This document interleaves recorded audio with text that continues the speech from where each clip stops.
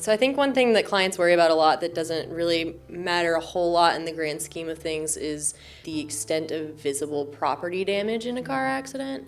So if it looks like there's not a lot of damage to your car, that doesn't necessarily translate into there weren't injuries. I think that a car is built to take the brunt of the force in a car accident. The fact that it's not all crunched in and crazy looking doesn't mean that you weren't injured in the car accident.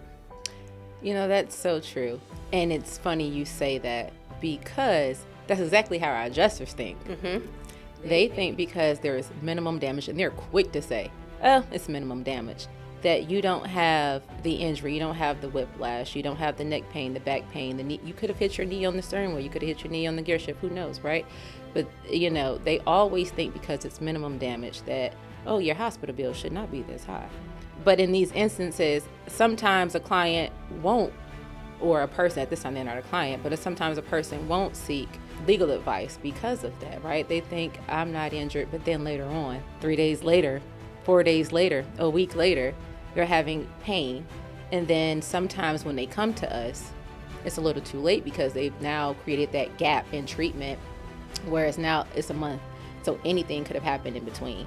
So even though, the damage is not as bad, I still think you need to seek treatment. That's one thing that they probably won't do. So hopefully if they're watching this, Get checked out. Get checked out. And call us.